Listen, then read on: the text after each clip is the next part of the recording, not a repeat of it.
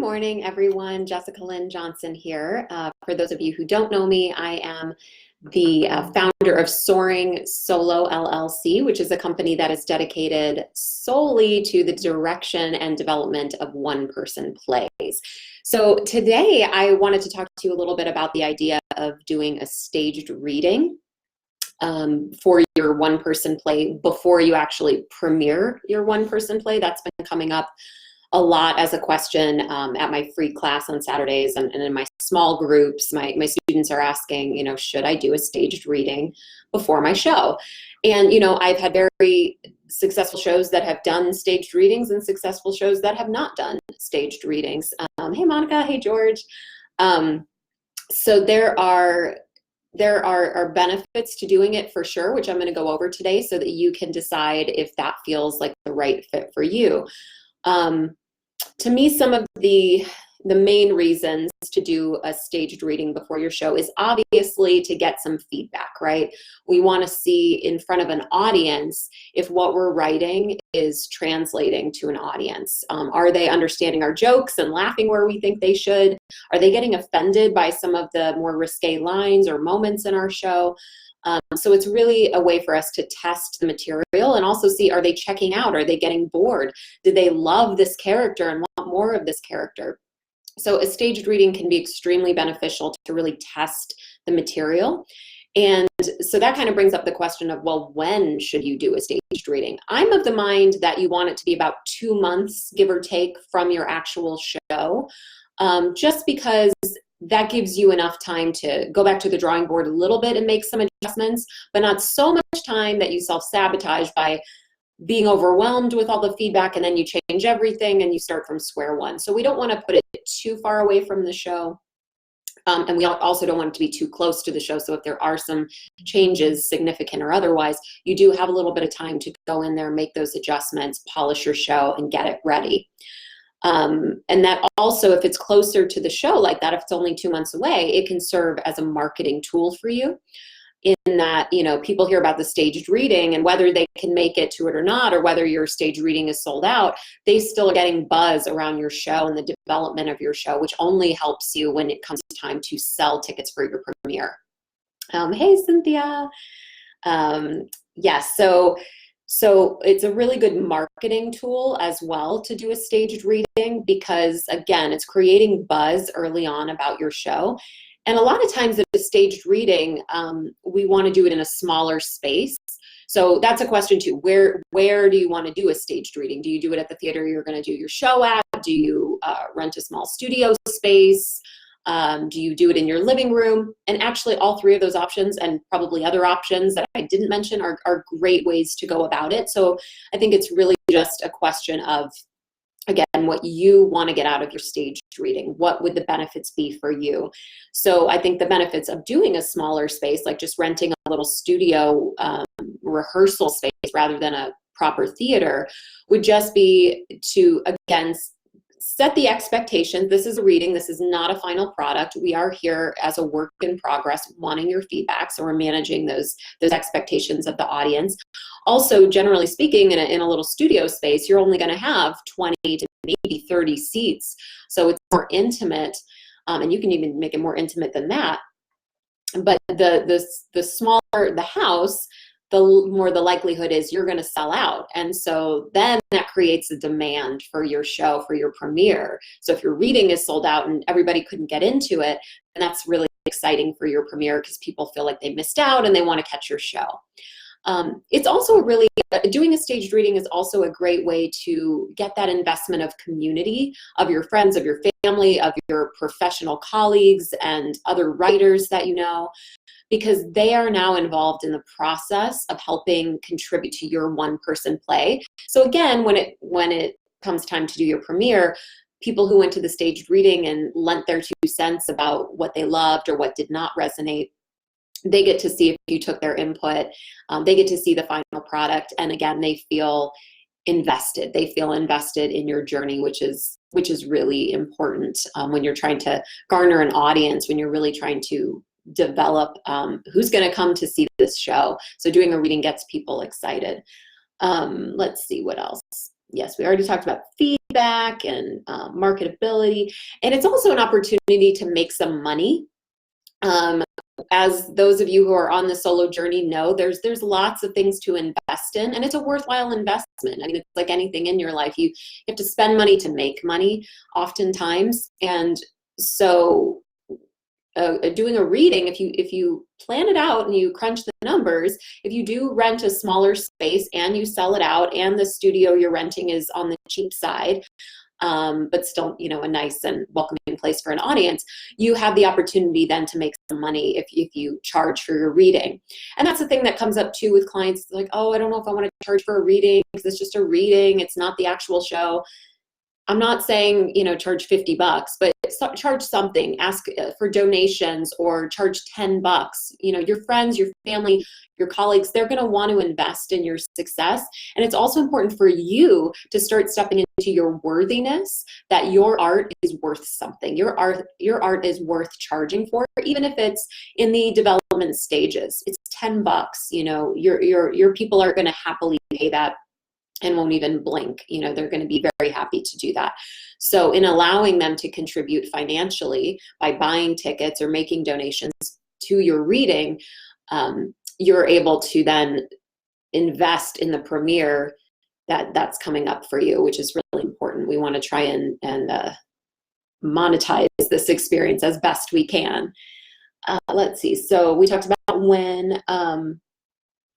The other thing I would say is doing a reading is a really important stake that you can put in the ground for yourself. So a lot of times when we're creating our solo shows, in the very beginning, we might get really excited, and then kind of the next phase sets in where reality sets in of what we're doing, and we get really freaked out, but we still want to do it, but we're not sure why we signed up for this, and all those feelings. We go through all the feelings. But if you have a reading set on the calendar and you've invested to rent this space and you put the money down, you've got a stake in the ground, which increases the chances that you're really going to show up for yourself and show up for the audience, because it's a real date on a calendar. It's an event that's happening that you're marketing. And so that's really important too. We want to have stakes in the ground. And sometimes if the only stake that we have in the ground is our premiere date, it becomes this really ominous, huge, overwhelming event. Doesn't always feel that way, but sometimes it can. And so that's why the reading is sometimes a nice baby step. You're practicing, you're getting your stamina up for running a whole entire show by yourself. You're practicing holding the audience's attention for an hour and change. You're practicing, where do you need to take water breaks? Where do you need to get, slow down and catch up with your breath? And again, getting feedback on the material, which is so important. Hello, Isabel. Thank you for joining us. So yeah, those are a lot of the reasons why I think doing a staged reading is very beneficial. If you have any questions, please, guys, feel free to chime in with some questions if I'm missing anything. But just to kind of go over quickly what we've been talking about, when do I think you should do a staged reading? Like I said, about 2 months away from premiere, I think is a smart time to do it. Where should you do a staged reading? I would probably say you want to do a smaller, more intimate space than the full theater that you're going to do your premiere at, just because, again, you'll probably sell out quicker, which creates a sense of demand and excitement over your show, so that even if everybody can't get into your staged reading, that's kind of a good thing, because then they're more likely to come to your show. And again, we're talking about, it helps you market, it helps you develop community interest, it helps you make a little bit of money before you do your show. Again, if you budget it correctly and find a cheap space or an affordable space, and you put a price tag on your reading and allow people to invest in it. And again, the feedback is so crucial. Some of the readings that I've done, we've realized, oh, okay, that line was offensive and we didn't mean for it to be, or we knew that it might be offensive, so we wanted to test it out, and then it got either confirmed for us, or people were like, no big deal. Don't worry about that line. And so we kept it in. I've also seen in the reading a show that we thought was going to be about 65 minutes, maybe went 70 to 75 minutes or something like that, because the audience response, they were laughing so much, so we had to hold. So that's another really good reason to do a reading, is your runtime when you're rehearsing with your director or in a small group coaching or in a class. Your runtime might be one thing, but then you get in front of a full audience who's excited and they're with you on the journey. that runtime might grow, and you don't want to be surprised by that at your premiere. Like, oh wow, my show's way longer than I thought, or it's way shorter because they didn't really respond to me and I thought that they would, and it just, that it's not what I expected. Again, I would say you want to see readings also. If you're thinking about doing a reading, go see staged readings, see how people handle it, see what you would do differently or what you would do the same. Hey there, Nikki, good to see you on here. This weekend, actually, on Sunday night, the Los Angeles Women's Theater Festival, I'm a board member of the Los Angeles Women's Theater Festival, and we are hosting a staged reading event called Hot Off the Press.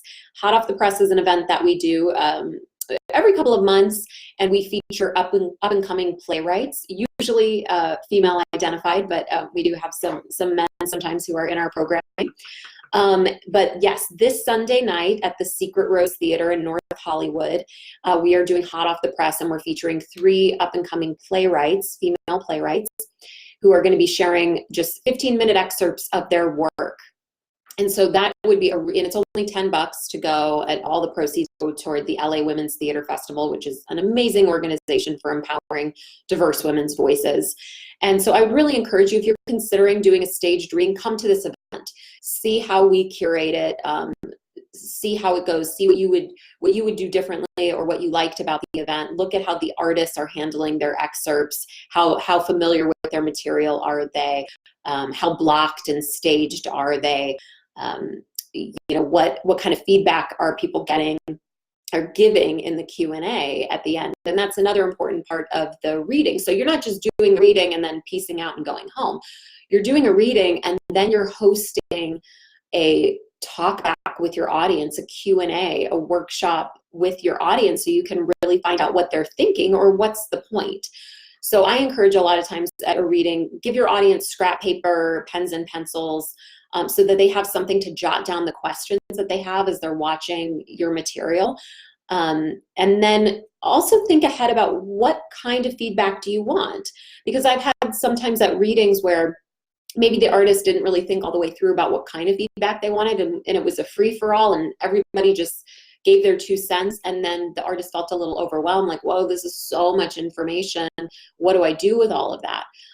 Whereas in other readings, I've had artists who are like, no, I specifically just want to know if they were confused about anything. I just want questions, and I want to know what they loved. So I don't cut anything that people loved, and they're really hyper-focused on the kind of feedback that they want.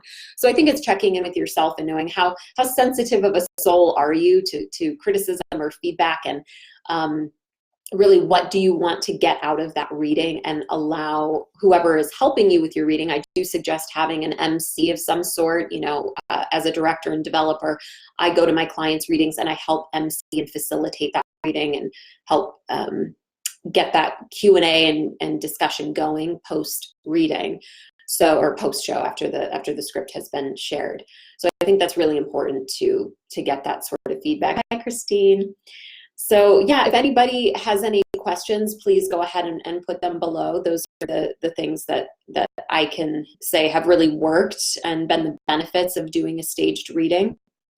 And again, if you can join us this weekend at the Secret Rose Theater, 7 p.m., Hot Off the Press. The information is on my website, jessicalynjohnson.com. If you go under events and networking events, you're going to see that Hot Off the Press is listed there, and it's only $10. You'll see 3 up-and-coming playwrights and 15-minute excerpts from each of them that are in the workshop phase, so that you can really see what it takes to do a successful staged reading, what that looks like, and just really see if that's the right fit for you. Hey, April, thanks for joining us. So I also offer a 100% free class, which is happening this Saturday morning at the Whitefire Theater at 9 a.m. You can also find information for that on my website under free class. And that's another baby step you can take to testing your material in front of an audience. If you'd like to come to my free class and sign up to do prepared work, you can bring excerpts of your show and share it in front of my class, which generally speaking has about 30 people per class. So that's a pretty good testing ground to see how your solo work is doing. But again, really setting a date on a calendar and doing a formal staged reading is a really smart idea as a way to put a stake in the ground, get feedback, and really practice getting confident and comfortable in front of an audience before your big day, before your premiere. And with that, I think I'm going to conclude. So again, just visit jessicalynjohnson.com and feel free to contact me through my website if you would like some, oh, hey, Tim, love you back. If you would love some guidance with your staged reading. It's not my first rodeo, and I'd love to guide you through how to do a successful staged reading. So just reach out to me, or like I said, join me this Sunday night, 7 p.m. at the Secret Rose Theater for Hot Off the Press, which is a staged reading series. And you can also find that information on my website. Thank you so much, and please enjoy your day.